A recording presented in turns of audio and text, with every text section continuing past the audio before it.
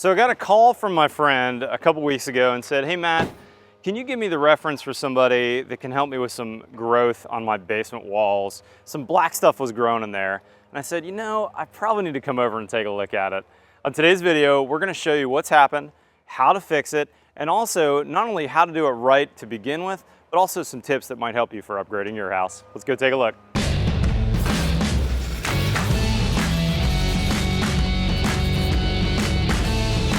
Okay, so we're in my buddy's man cave. His house was built about 20 years ago, but this is a detached structure out by his pool, 10 years old, and we've got a gorgeous home theater upstairs. Downstairs behind me here, we've got an incredible wine room, and he's got a guest bedroom down here, and this is why I got the phone call. Inside this guest bedroom, behind this wall, we had a little bit of growth. We're not sure what it was, some black stuff growing on the paper facing of his drywall. You can actually see just a little bit of it right here on the base, this kind of blackish stuff. Again, we don't know what that is exactly. It may be mold, it may not be, but we know how to solve it. Here's the deal. Anytime you see mold growth in a house, mold needs three things to grow. It needs a temperature, it needs a food source, and it needs a water source. Now our houses are full of food sources. The more broken down the cellulose is, which is a great food source, the more mold is going to like it and grow on it. So the facing that's paper on your drywall is a great spot to grow mold. You're going to see more mold growth on the paper of the drywall than you would, let's say, on the 2x4. More mold growth is going to happen on OSB than plywood. The more broken down the wood, the more the mold likes it. Number two, we need a temperature. Mold likes an elevated temperature. Typically, the temperatures that we like are the temperatures that mold likes as well. So 70 degrees and above, you're going to have more mold growth. The hotter it gets, the more active it's going to be. So the first two, we can't do much about. The third one, the water source, is the biggest thing we can control as a builder or as a homeowner for a house.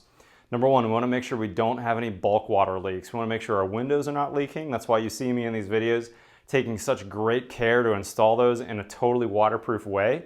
We want to make sure our houses don't have roof leaks, condensate leaks, all those things can lead to some growth.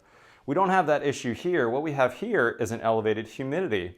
You know, we're in this basement space. These walls behind me are fully underground, and we've got a walkout here. We've had a really wet couple months, and so likely the concrete walls and floor here are fairly wet. Some of that moisture is migrating into the space, and it's not getting relieved by the HVAC system. So when I visited 3 weeks ago, I saw a humidity in this room of about 70%. Anytime we get above 60% in our houses, that's when mold's gonna be more likely to grow. And the higher we get to 80 or above, it's really gonna be active.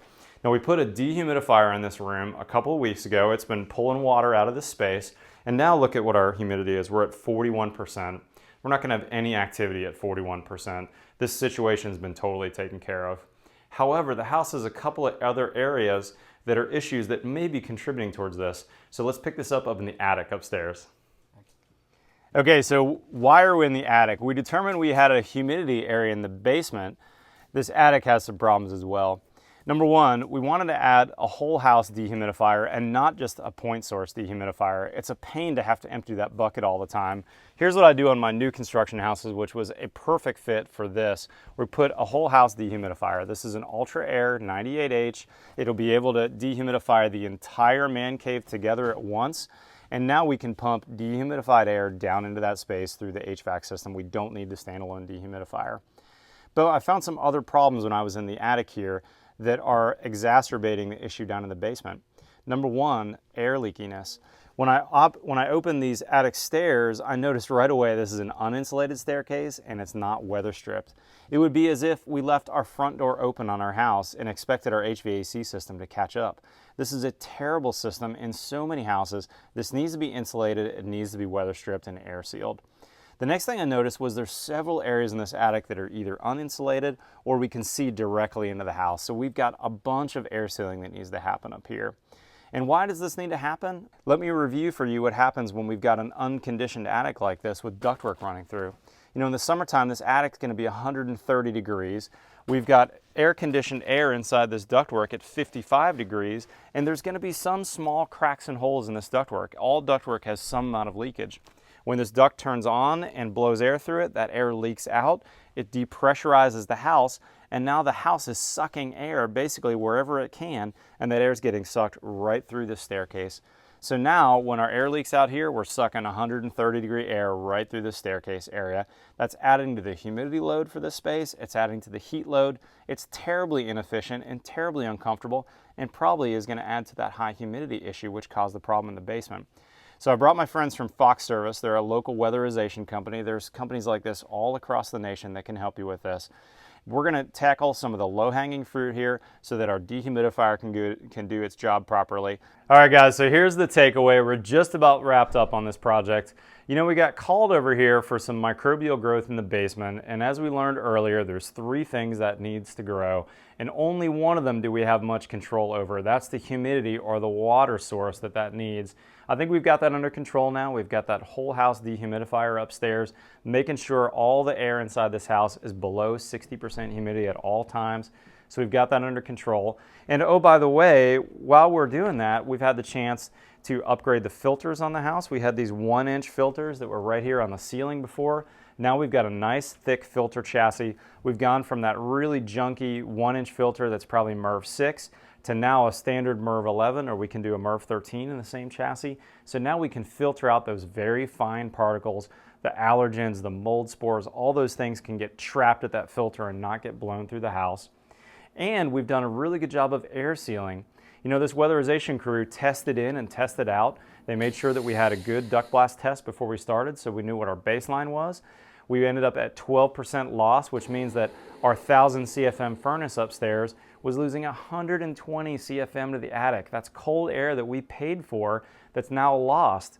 But even worse, when that air leaks out, we're sucking air out of the house. Air has to come back in to make it up. And the easiest path was, like I showed you earlier, around that attic stair or through that big hole where the projector's going in this room. There was a lot of hot and humid air getting back in here. That dehumidifier is going to have a hard time working if we leave the front door open. In effect, we've shut the front door.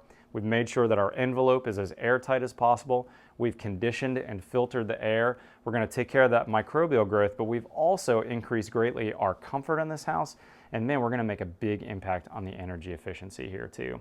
If you're building new, the takeaway for you is bring those ducts into your conditioned space. That way you won't have a lot of these problems to begin with.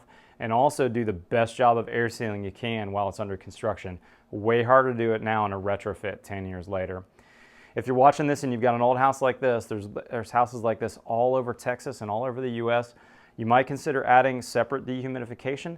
And a lot of the low-hanging fruit when it comes to air sealing that we did, you could do that yourself, or of course you could get a weatherization contractor to do that. Hey, thanks for joining me today. I hope you learned something. We'll see you next time on The Build Show.